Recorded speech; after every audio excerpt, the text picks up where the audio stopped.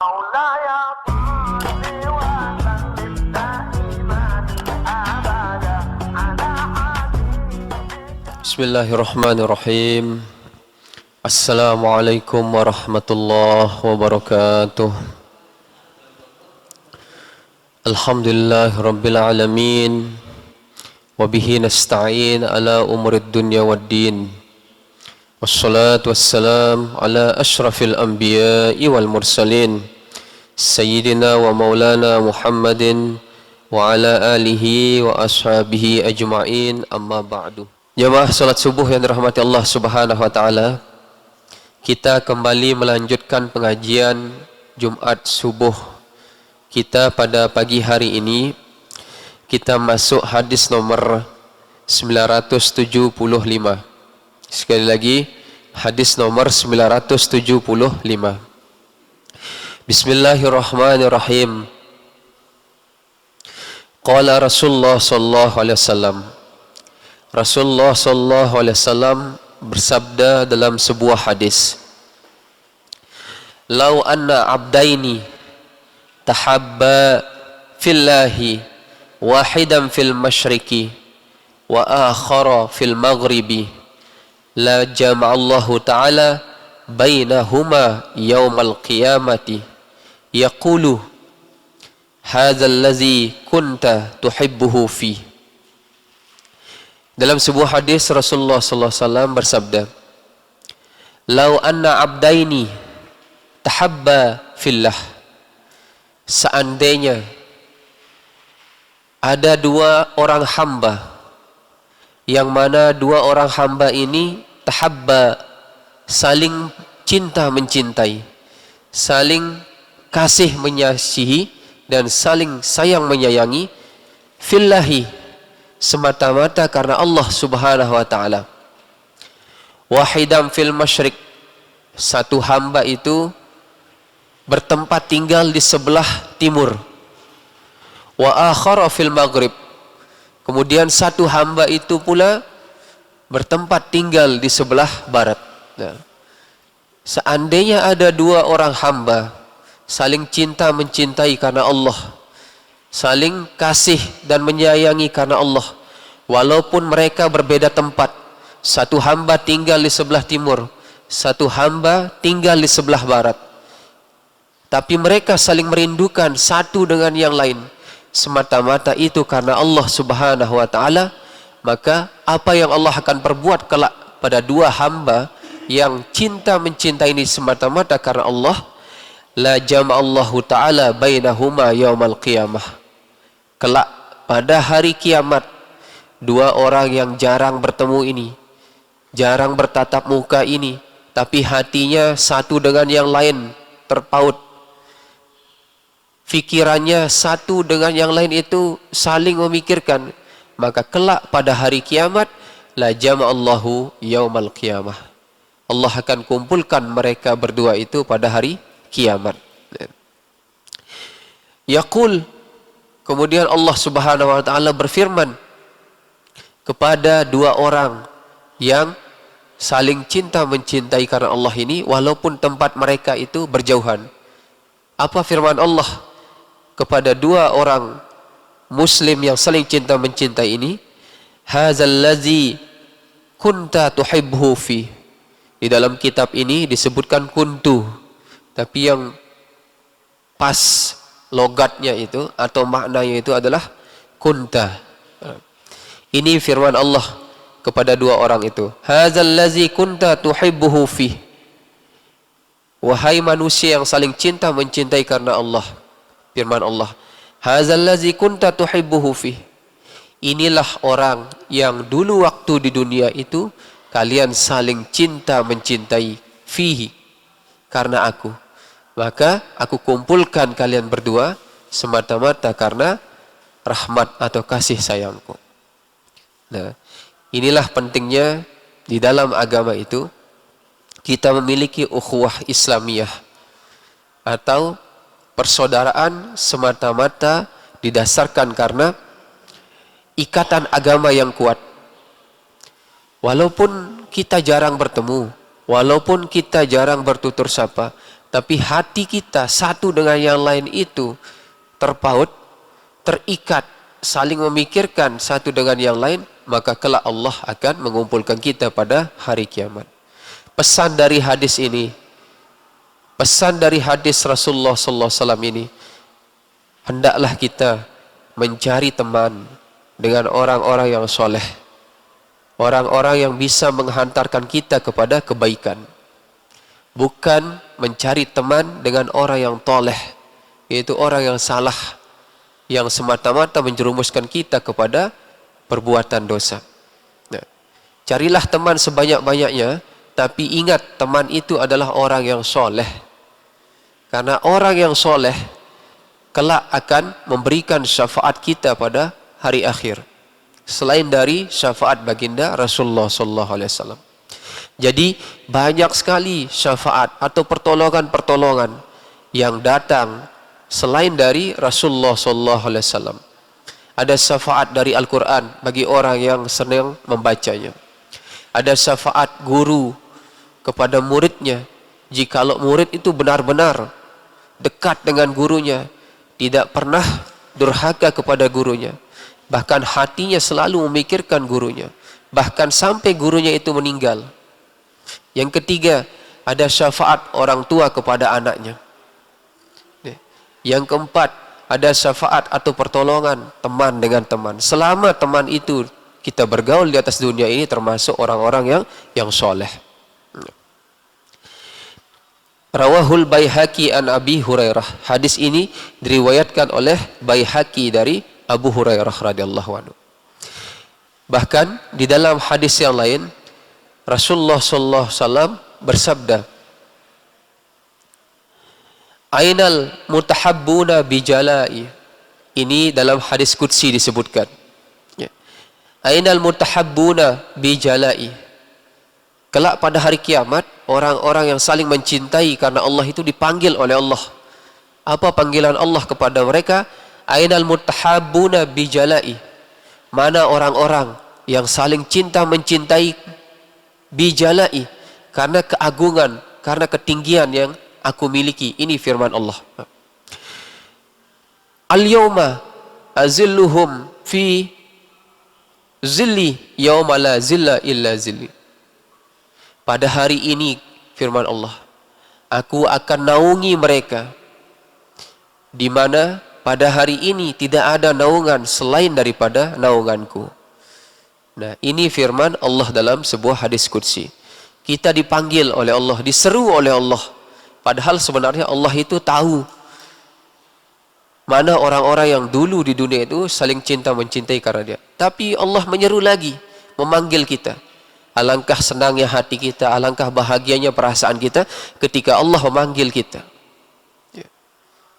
Bayangkan ketika di dunia kita dipanggil oleh orang yang kita senangi, kemudian dipanggil oleh orang yang kita cintai, dengan segera kita datang menghadap dia. Apalagi ini panggilan langsung dari Allah Subhanahu wa taala. Ainal mutahabbuna bijalai. Mana orang-orang yang dulu waktu di dunia saling cinta mencintai karena aku. Pada hari ini aku akan berikan naungan kepada mereka. Perlindungan yang mana tidak ada perlindungan selain daripada perlindungan dari aku. Nah, ini firman Allah Subhanahu wa taala dalam sebuah hadis qudsi. Nah, jadi kesimpulan dari hadis ini, mari kita sama-sama sebagai seorang mukmin yang beriman dan bertakwa kepada Allah Subhanahu wa taala, kita saling cinta mencintai. Termasuk dalam kita beribadah.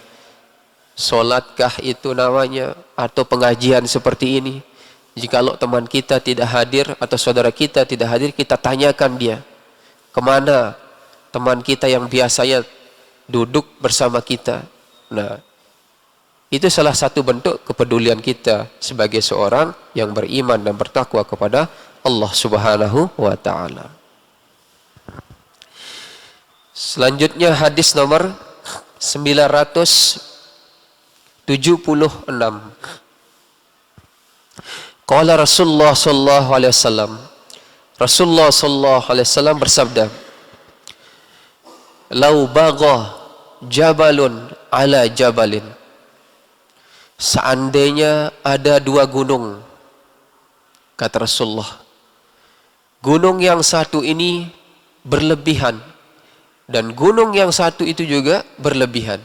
Nah, ladukka al-baghi minhuma, maka hancurlah salah satu di antara gunung yang berlebih, terlalu berlebih-lebihan itu.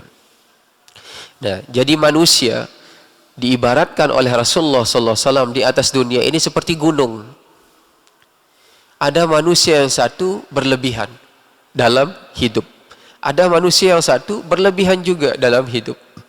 Seandainya ada dua orang yang terus-menerus saling berlebih-lebihan, saling menonjolkan kemewahan, keindahan dalam kehidupan dunia ini, kata Rasulullah, pasti salah satunya akan binasa.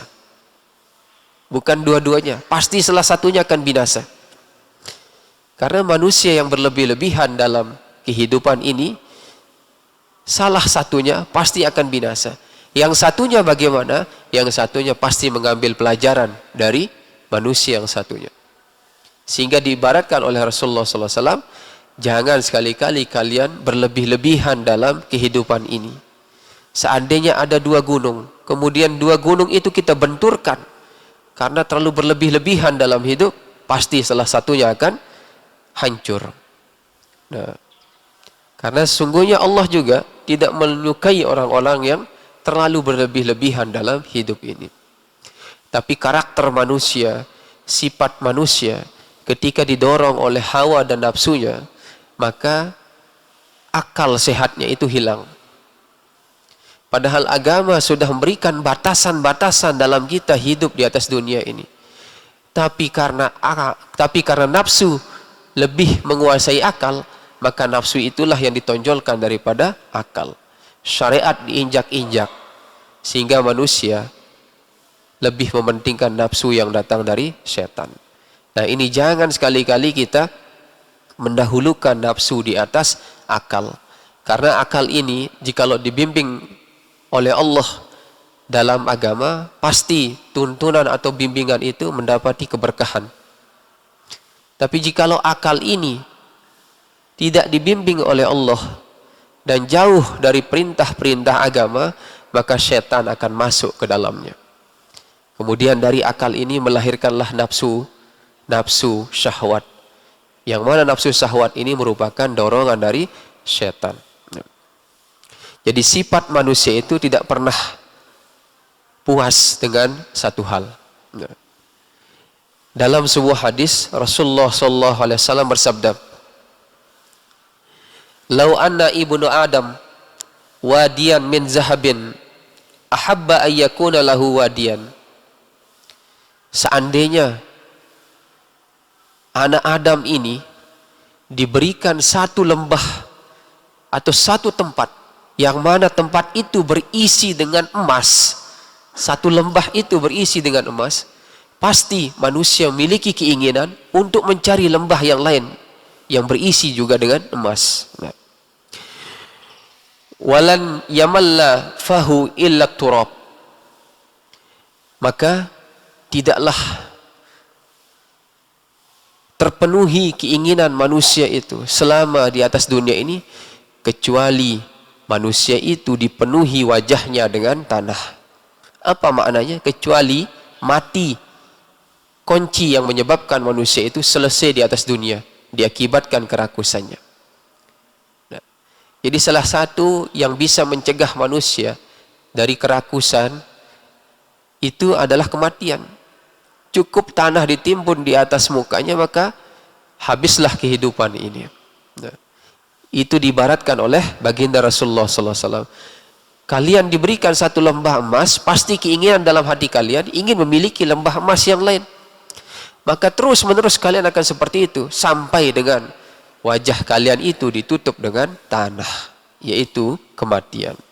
Nah, mudah-mudahan kita terhindar dari hal-hal yang bersifat gulu. Bahasa agama itu gulu, yaitu sifat rakus dalam kehidupan. Rawahu Ibnu Ali an Abi Hurairah. Hadis ini diriwayatkan oleh Ibnu Ali dari Abi Hurairah. Selanjutnya hadis nomor 977. Qala Rasulullah sallallahu alaihi wasallam. Rasulullah sallallahu alaihi wasallam bersabda, "Lau ta'lamu ma a'lam." Seandainya kalian mengetahui, kata Rasulullah, seandainya kalian mengetahui ma a'lam, apa yang aku ketahui, la dahiktum qalilan, pasti kalian akan tertawa di atas dunia ini sedikit, wal bakitum katsira, dan pasti kalian di atas dunia ini banyak menangis. Nah, jadi Rasulullah sallallahu alaihi wasallam diberikan kelebihan oleh Allah Subhanahu wa taala dapat melihat hal-hal yang gaib yang tidak bisa dilihat oleh manusia biasa. Seperti siksa kubur. Seperti bagaimana keadaan neraka. Seperti bagaimana keadaan manusia di padang mahsyar. Nah, Rasulullah sallallahu alaihi wasallam diberikan hal-hal yang tidak bisa dilihat oleh manusia biasa. Sehingga Rasulullah sallallahu alaihi wasallam berpesan dalam hadis ini, "Lau ta'lamu ma'a'lam," seandainya kalian mengetahui apa yang aku ketahui, la dahiktum qalilan, pasti kalian di atas dunia ini sedikit tertawa dan banyak menangis. Jadi banyak kita menangis merenungi tentang hari esok kita, hari-hari setelah kita tidak ada di atas dunia ini, dan panjang sekali perjalanan kita. Mulai dari alam kubur, seandainya kita fikirkan, kita renungkan dengan baik, pasti kita akan menangis di atas dunia ini. Dan sedikit kita tertawa. Makna sedikit tertawa ini, kita kurangi tentang kelezatan, kenikmatan, kehidupan dunia yang sementara. Nah, ini maknanya. Walama sagha lakumut ta'am wala syarab. Nah, kemudian Rasulullah SAW melanjutkan hadisnya, seandainya kalian diberi lihat oleh Allah tentang apa yang aku lihat, sagha lakumut ta'am wala syarab, pastilah hilang nafsu kalian untuk makan dan hilanglah nafsu kalian untuk minum. Karena kita terus memikirkan tentang kehidupan yang akan datang. Nah, ini pesan Rasulullah SAW, jangan sekali-kali kita terlalu banyak memikirkan tentang kehidupan dunia ini sehingga kita melupakan kehidupan akhirat. Jadi orang yang banyak memikirkan tentang kehidupan dunia ini pasti mereka banyak tertawa. Terus menerus tertawa. Satu kesenangan, datang lagi kesenangan yang lain. Kemudian datang lagi kesenangan yang lain. Bertumpuk-tumpuk kesenangan itu datang kepada mereka sampai lupa kepada kehidupan akhirat. Mereka sedikit menangis tentang kehidupan akhirat. Walaupun mereka menangis, itu pun pasti karena kematian. Selebihnya setelah kematian itu kembali lagi mereka ke aktivitas semula tentang bagaimana nikmatnya atau indahnya kehidupan dunia ini. Nah, ini pesan Rasulullah SAW. Banyak-banyaklah kita menangis, merenungi dosa-dosa kita di atas dunia ini. Karena jaminan kita masuk ke dalam surga belum tentu. Tapi jaminan kita masuk ke dalam neraka itu pasti. Siapa yang menjamin kita masuk ke dalam surga? Walaupun kita beramal ibadah. Jikalau amal ibadah kita tidak diridhoi oleh Allah, semata-mata kita beribadah untuk mendapatkan ucapan-ucapan yang baik dari manusia, nah, maka tertolaklah semua ibadah kita. Begitu pula, kalau kita beribadah tanpa ilmu, maka kualitas ibadah kita tidak menyamai orang yang berilmu. Walaupun disebutkan dalam hadis, solat berjamaah lebih afdal dari solat sendiri dengan 27 derajat. Apakah sama 27 derajat orang yang berilmu dengan orang yang tidak berilmu dalam solat? Belum tentu. Kemudian dalam ibadah-ibadah yang lain juga seperti itu. Ibadah puasa, orang yang berilmu dengan orang yang tidak berilmu hanya berpuasa mengikuti aturan atau karena pada waktu itu mereka ingin berpuasa supaya dikatakan ikut juga, belum tentu pahalanya sama dengan orang yang berilmu. Sehingga siapa yang menjamin kita bisa masuk ke dalam surga, tapi pasti kita masuk ke dalam neraka. Ya. Bahkan ulama-ulama terdahulu ya, menangis dalam beribadah, mereka menangis karena belum tentu, walaupun ulama-ulama terdahulu itu beribadah, karena belum tentu dalam hati mereka setiap ibadahnya diterima oleh Allah Subhanahu wa taala. Apalagi model-model kita. Nah, itulah yang perlu kita renungkan. Banyak-banyaklah kita menangis di atas dunia ini. Mudah-mudahan dengan kita menangis dalam beribadah, Allah turunkan ampunannya kepada kita, kemudian rahmat juga Allah berikan kepada kita semua. Rawahul Hakim an Abi Dzar. Hadis ini diriwayatkan oleh Hakim dari Abi Dzar. Selanjutnya hadis nomor 978. Qala Rasulullah sallallahu alaihi wasallam. Rasulullah sallallahu alaihi wasallam bersabda, "Lau ta'lamu ma fil mas'alati." Seandainya, kata Rasulullah, ta'lamu, kalian mengetahui, ma fil mas'alati, sesuatu yang terkandung, sesuatu yang tersimpan dari buruknya meminta-minta. Ma sya'a ahadun ila ahadin yas'alhu syai'an. Tiadalah seorang itu berjalan kepada seseorang yang lain meminta sesuatu.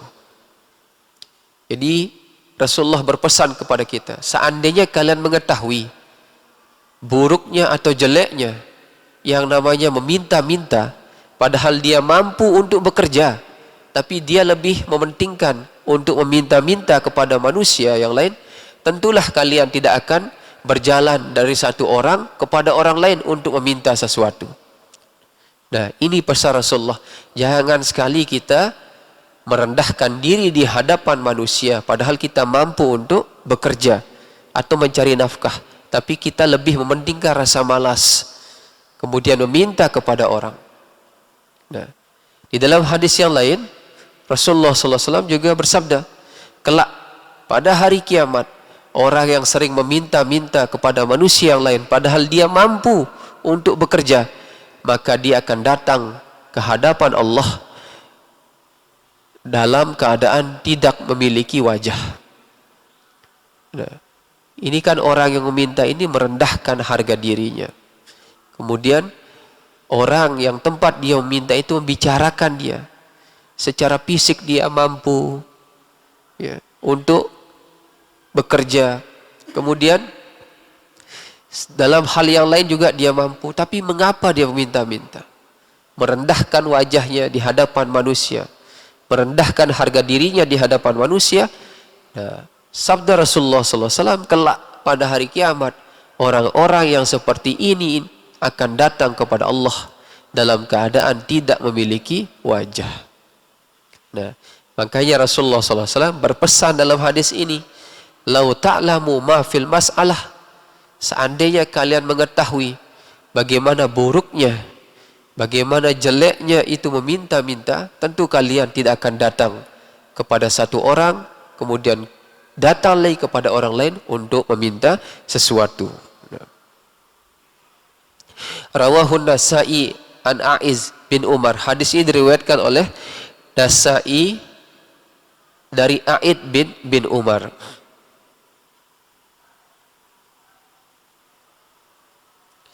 Di dalam sebuah hadis Rasulullah SAW bersabda yang berkaitan dengan hal meminta-minta ini. Rasulullah SAW bersabda, man sa'ala wa indahu ma yughnihi fa innama yastakbiru min jamri jahannam.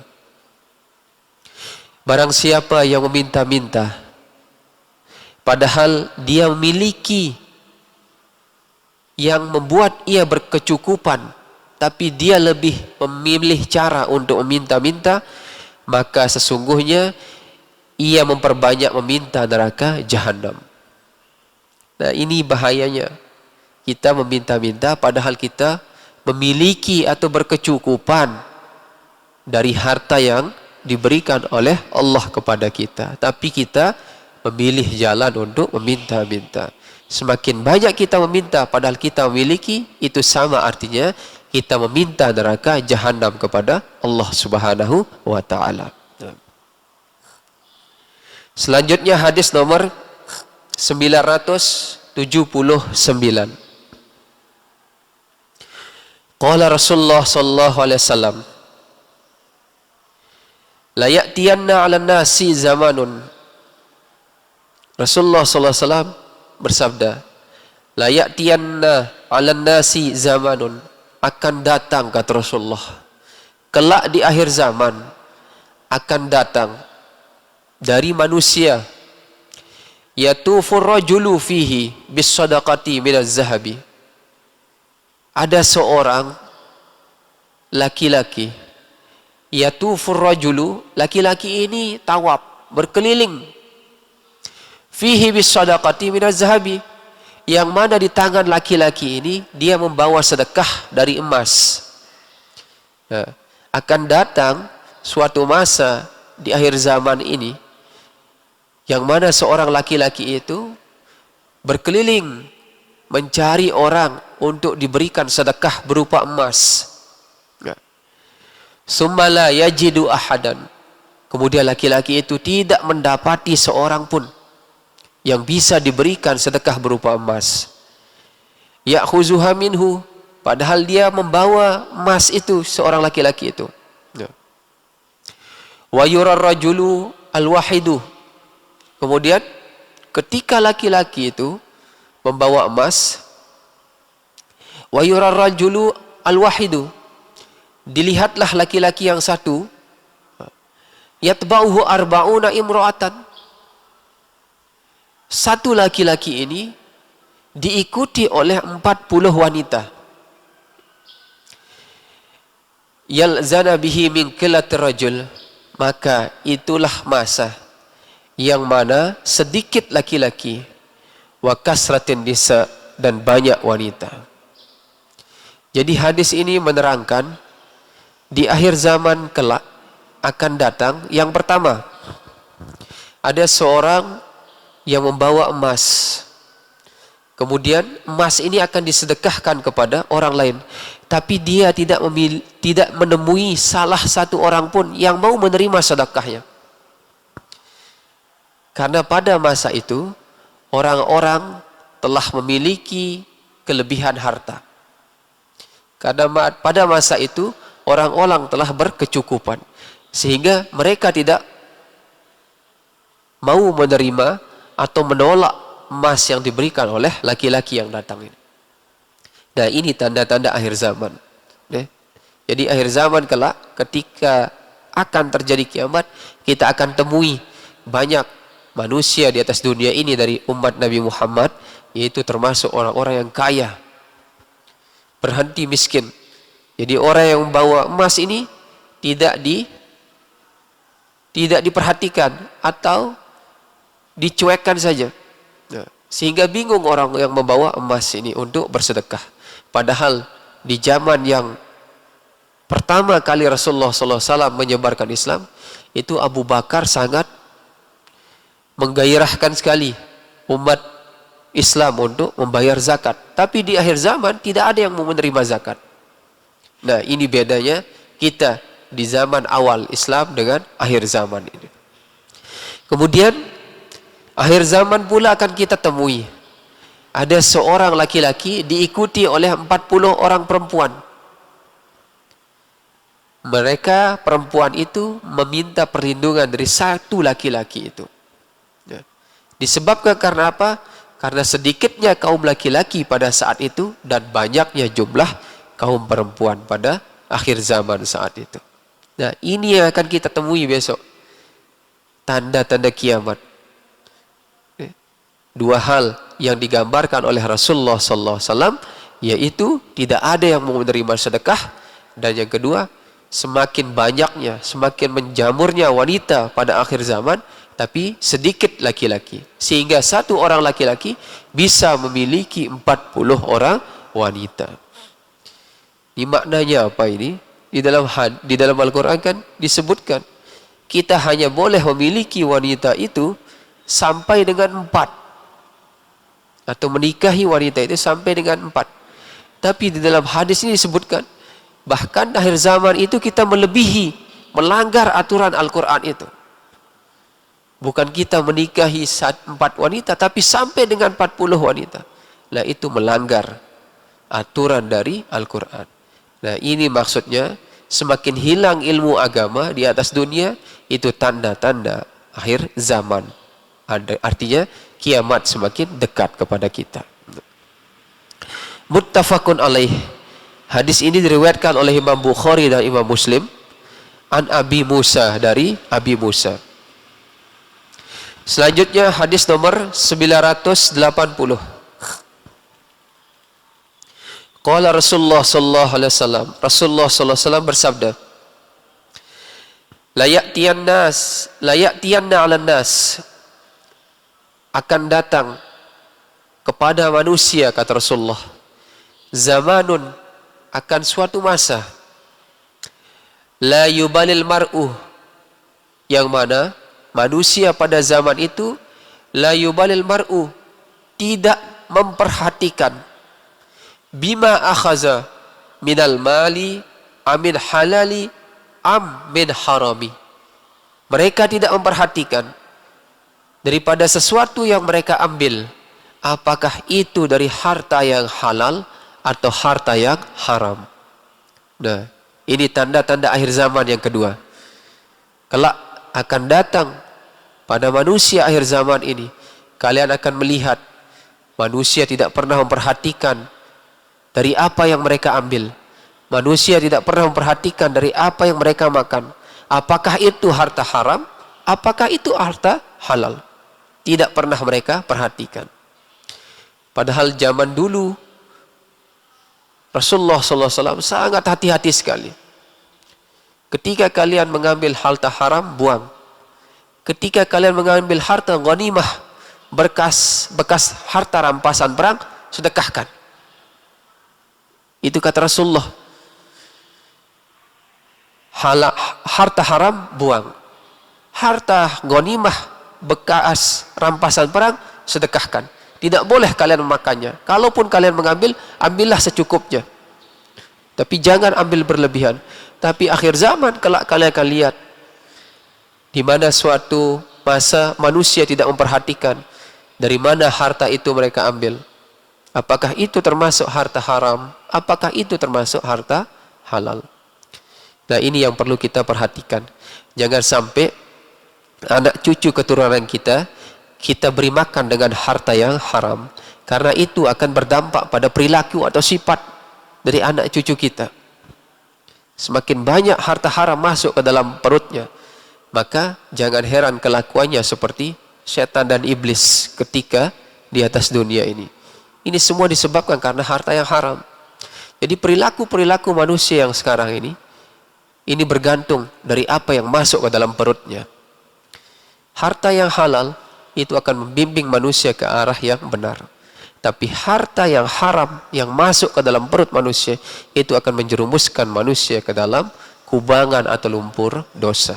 Nah, ini yang perlu kita perhatikan di akhir zaman sekarang ini.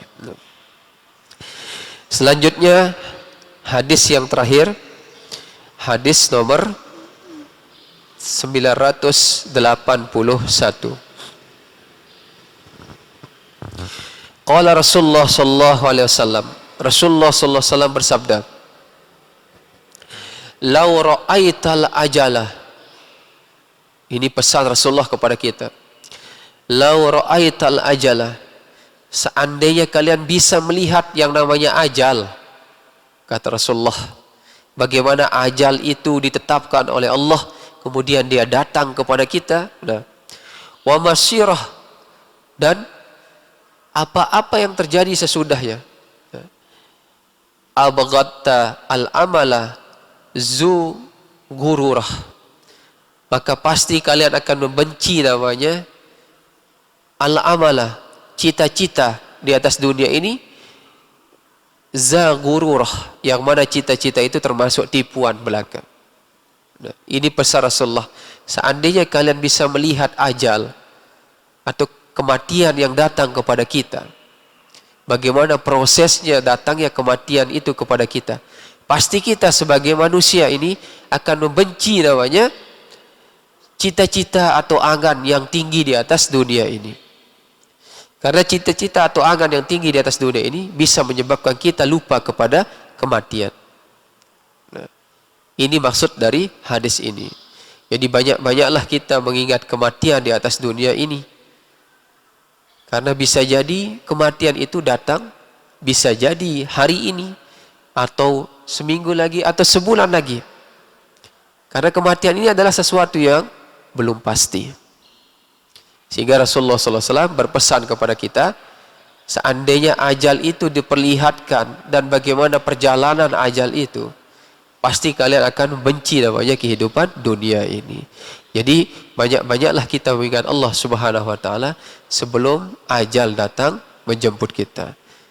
Nah, seandainya ajal sudah datang kepada kita, apa terus yang akan kita lakukan? Apakah kita mau bertobat kepada Allah Subhanahu wa taala? Bahkan dalam sebuah hadis Rasulullah SAW bersabda, Allah tidak akan menerima tobat seorang hamba seandainya napas itu sudah sampai di kerongkongan. Maknanya apa? Kalau sudah ajal menjemput kita, di sanalah kita mengucapkan kalimat la ilaha illallah. Nah itu Allah tidak akan menerima. Seperti layaknya ketika Fir'aun ditenggelamkan ke dalam lautan merah oleh Allah. Di sana Fir'aun itu mengucapkan kalimat, ini tafsiran ulama ya. Di sanalah Fir'aun mengucapkan kalimat la ilaha illallah wa Musa Rasulullah. Sebanyak berapa kali Fir'aun mengucapkan itu? Sebanyak 40 kali. Sebanyak 40 kali Fir'aun itu mengucapkan kalimat itu ketika ditenggelamkan ke dalam lautan merah oleh Allah Subhanahu wa taala. Nah, ini tafsiran ulama ya. Sebanyak 40 kali. Nah. Kemudian ulama kembali menafsirkan kata-kata itu. Tapi ada hadis yang menjelaskan bahwa Fir'aun, Haman, Qarun itu memang dikumpulkan ke dalam neraka. Walaupun dia mengucapkan itu dengan tulus dalam hatinya. Nah, itulah bahayanya jikalau kita bertobat ketika napas sampai ke dalam kerongkongan kita. Nah, jadi sebelum ajal sampai kepada kita, banyak-banyaklah kita bertobat kepada Allah Subhanahu wa taala. Karena yang namanya ajal atau kematian ini tidak pernah memandang waktu, tidak pernah memandang tempat. Jikalau Allah berkehendak, maka segala keputusan itu pasti akan terjadi. Rawahul Baihaqi. Hadis ini diriwayatkan oleh Imam Baihaqi. Nah, jemaah salat subuh yang dirahmati Allah Subhanahu wa taala, sampai di sini dulu pembahasan kita tentang hadis Rasulullah sallallahu alaihi wasallam dalam kitab Mukhtarul Ahadits ini. Insyaallah akan kita lanjutkan kembali pada Jumat yang akan datang. Kita tutup dengan bersama-sama membaca doa kafaratul majlis dan berdoa kepada Allah Subhanahu wa taala. Subhanakallahumma wa bihamdika asyhadu an la ilaha illa anta astaghfiruka wa atubu ilaik. Wallahu a'lam bissawab. A'udzubillahi minasyaitonir rajim. Bismillahirrahmanirrahim. Alhamdulillah rabbil alamin hamdan yuafi ni'amahu yukafi'u mazidah. Ya Rabbana lakal hamdu kama yanbaghi li jalalika wajhikal karim wa azim sultanik. Allahumma salli ala sayyidina Muhammadin nabiyil ummiyil habibil alil qadiril azim wal jahi wa ala alihi wa sahbihi wasallim. Allahumma ahsin aqibatana fi umuri kulliha wa ajirna min khizyi dunya wa azabil akhirah. Allahumma abnun alaina bisofa'il ma'rifah wa habna tasihal mu'amalah fima bainana wa bainaka la sunnah warzuqna sidqa tawakkuli alaika wa husna zanni bika wa abnun alaina bi kulli ma yuqarribuna ilaik maqrunan bi awafid darin bi rahmatika ya arhamar rahimin.